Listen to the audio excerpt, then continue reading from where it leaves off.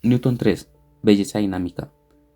Las leyes básicas de la mecánica newtoniana son leyes dinámicas, es decir, leyes sobre cómo cambian las cosas. Las leyes dinámicas son diferentes de las reglas de la geometría o del tipo de leyes expuestas por Pitágoras y Platón, que describen objetos o relaciones particulares. Las leyes dinámicas nos invitan a extender nuestra búsqueda de la belleza. Deberíamos considerar no solo el mundo de lo que es, sino también, y de la forma primaria, el mundo más vasto e imaginativo de lo que puede ocurrir. El mundo de la mecánica newtoniana es un mundo de posibilidades. Esa búsqueda expandida descubre oro en la montaña de Newton, pero necesitamos un poco de preparación antes de poder visitarla. Figura 17. La montaña de Newton. Un gran experimento mental. Tierra contra cosmos. Los predecesores inmediatos de Newton dejaron a la filosofía natural con una gran tarea inacabada. El Sidereus Nuncius, mensajero de las estrellas, de Galileo contiene docenas de sus bocetos de la Luna, tal y como la veía por el primer telescopio astronómico. Una lente de aumento 20x de su propia construcción, los patrones de luz y sombra revelan claramente que la Luna tiene una topografía rugosa. Figura 16. Algunos de los llamativos dibujos de Galileo de la Luna telescópica. Mientras que Galileo trajo a Tierra las esferas celestiales, Copérnico puso la Tierra en movimiento, como un planeta entre muchos otros, y Kepler halló regularidades precisas de los movimientos planetarios. Aunque aquí no debemos preocuparnos de los detalles, voy a enumerar las 3 leyes de Kepler, de forma que luego pueda suscitar 2 puntos cruciales. Primera ley: la órbita de un planeta es una elipse, con el Sol en un foco. Segunda ley: la línea que conecta un planeta al Sol barre áreas iguales en tiempos iguales. Tercera ley: el cuadrado del periodo, es decir, la duración del año del planeta, es proporcional al cubo del eje mayor de la elipse. El primer punto es que esas no son leyes dinámicas, describen relaciones consumadas, no reglas del cambio. El segundo punto es que son reglas sobre el movimiento de los planetas, no tienen nada que decir sobre los movimientos que observamos más cerca de casa.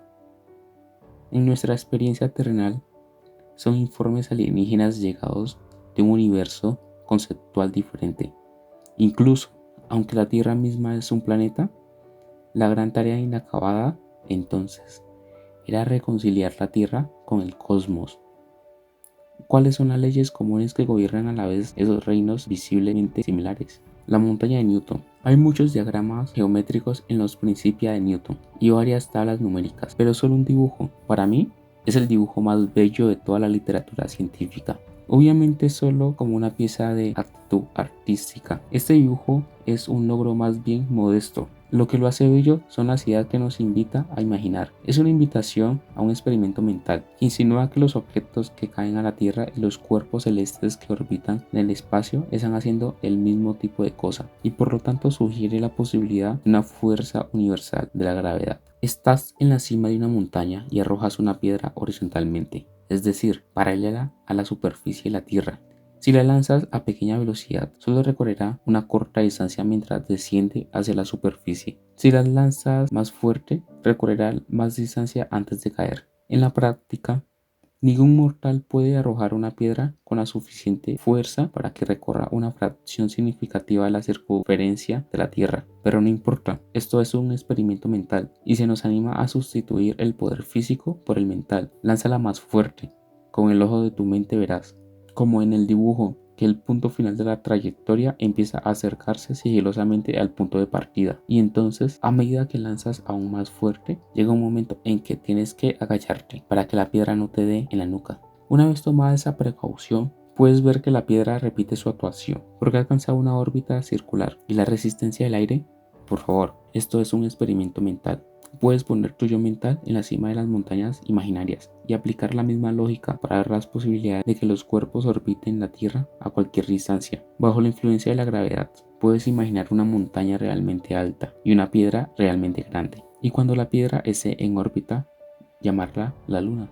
He hablado del cuerpo de la figura como si fuera la Tierra, pero está dibujado como una idealización, con unos rasgos de superficie vagamente definidos y una montaña de proporciones poco realistas. La clave aquí es precisamente que el cuerpo no tiene por qué ser la Tierra. El mismo experimento mental puede aplicarse al Sol y explicar cómo la gravedad del Sol mantiene a los planetas en sus órbitas, o a Júpiter, explicando cómo la gravedad de Júpiter mantiene las lunas galileanas en sus órbitas. La idea de la gravedad universal que actúa entre cuerpos de toda clase lleva este experimento mental mucho más allá de donde nosotros, o Newton, tenemos derecho a extrapolar el tipo de experiencia diaria. Una piedra que cae al suelo que nos lanzó a este viaje de la imaginación. Los experimentos mentales no prueban nada, pero pueden indicar caminos fructíferos que merece la pena seguir con una investigación más cuidadosa. Si el resultado imaginado de un experimento mental parece lógico, eso es bueno. Si es bello, eso es mejor aún. Y si obtienes de él más de lo que pusiste, mejor que mejor. La montaña de Newton lo tiene todo.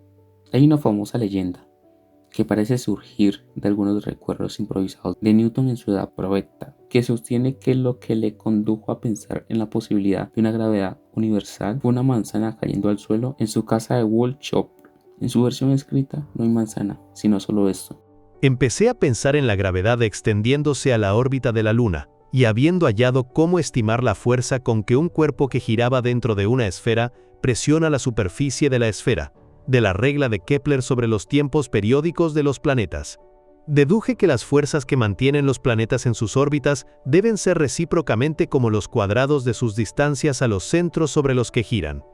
Y así comparé la fuerza requerida para mantener la Luna en su órbita con la fuerza de la gravedad en la superficie de la Tierra, y hallé que responden muy cerca. Fuera o no su pensamiento estimulado por la caída de una manzana, ese fenómeno en sí mismo no podría dar mucho que pensar. Yo creo que lo más probable es que algo parecido a la montaña de Newton fuera la percepción que convirtió la gravedad universal para Newton en una visión persuasiva. También creo que existe una trayectoria posible que comienza con el pensamiento de la manzana como un destello de entendimiento y conduce al pensamiento de la montaña como un desarrollo. La idea es simple pero muy bonita. Si pensamos la influencia de la Tierra se extiende a la esfera de la Luna mediante la gravedad. Como una explicación de la órbita de la Luna, estamos asumiendo que una conexión entre dos tipos de movimientos que parecen muy diferentes, la gravedad observada desde la Tierra, mirando manzanas, digamos, es un proceso de caída hacia el centro de la Tierra. El movimiento de la Luna orbitando sobre la Tierra es, a primera vista, algo enteramente distinto. La clave del experimento mental de la montaña, sin embargo, es mostrar que el movimiento orbital es un proceso de caída constante, pero desde el punto de vista de la piedra hacia un objeto móvil, y se puede ver en el dibujo que cada punto de la órbita circular, la velocidad de la piedra es paralela a la superficie de la Tierra, es decir, es localmente horizontal, mientras que la curvatura de la órbita que va hacia adentro se va doblando hacia la superficie. Una vez hemos visto desde nuestro punto de vista en la cima de la montaña que orbitar es una forma de caer. Podemos conectar la Luna a la manzana, el tiempo como dimensión. Incluso los mejores experimentos mentales no prueban nada. Ante nosotros se abre un viaje que conduce desde la visión de la montaña de Newton al tipo de teoría matemática precisa al que él aspiraba. Es un viaje a través de una nueva dimensión, el tiempo. Imaginado de nuevo, las curvas como el dibujo de la montaña de Newton son trayectorias. Cada una es una colección de puntos ocupados por un cuerpo, nuestra piedra. A tiempos sucesivos, ellas mismas no son,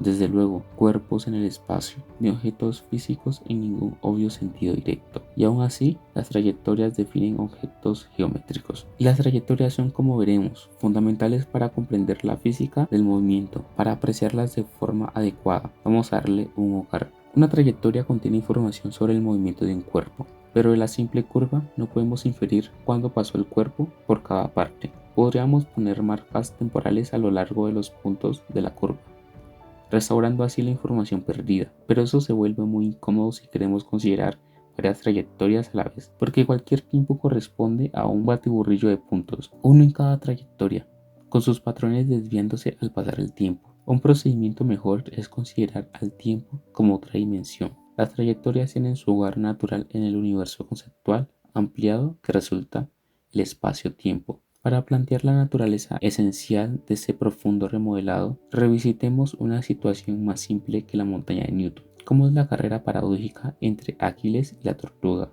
En primer lugar, date cuenta de que en este cuento las trayectorias en el espacio no son más que dos líneas rectas parcialmente solapantes. Algo no muy informativo. Ascendiendo al punto de vista del espacio-tiempo, podemos remirar la carrera entre Aquiles y la tortuga de un modo que haga más justicia a su carrera y por extensión al movimiento en general. Si queremos sincronizar nuestras descripciones de las dos trayectorias, tiene sentido introducir el tiempo como una cantidad separada, una nueva dimensión, y poner los puntos que marcan las posiciones de los dos corredores a cada tiempo. A medida de que el tiempo progresa hacia la derecha, tanto Aquiles como la tortuga avanza por la pista, que aquí se representa hacia arriba. La trayectoria de Aquiles es más empinada porque él cubre una mayor distancia en un intervalo dado de tiempo. Aquí el tiempo se ha convertido en una dimensión hecha y derecha, al mismo nivel que la distancia, es decir, el espacio.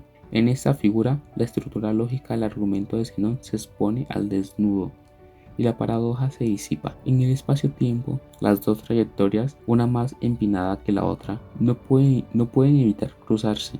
Puedes divertirte un poco hallando el tiempo en que Aquiles alcanza el punto de salida de la tortuga, luego el tiempo en que Aquiles alcanza el punto al que la tortuga se había desplazado entonces, cuando Aquiles había alcanzado el punto de salida de la tortuga, y así recrear y desactivar la formulación original de Zenón. Si queremos volver a las trayectorias en el sentido original, solo tenemos que proyectar las trayectorias espaciotemporales horizontalmente sobre el eje de las distancias, suprimiendo por tanto toda la información sobre el tiempo. Las trayectorias de la montaña de Newton ya están dibujadas en el espacio bidimensional, así que sus versiones espaciotemporales tendrán que vivir en 3 dimensiones. En ese espacio-tiempo tridimensional, las órbitas circulares se despliegan como hélices. También puedes, en un ejercicio de imaginación matemática, proceder al revés. Toma el espacio de 2 o 3 dimensiones y finge que es espacio-tiempo. De esa manera, las curvas geométricas ordinarias se reinterpretan como trayectorias dinámicas, o dicho de otra forma, las consideramos como movimientos de un punto a través del espacio. Newton desarrolló esa idea básica con gran profundidad. Para él, era la esencia conceptual de lo que hoy llamamos cálculo. Newton, que inventó esa materia, la llamó método de fluxiones. Según este método, las curvas y otros objetos matemáticos no se consideran objetos completados, sino entidades construidas a lo largo del tiempo, mediante cambios suaves en sus componentes infinitesimales.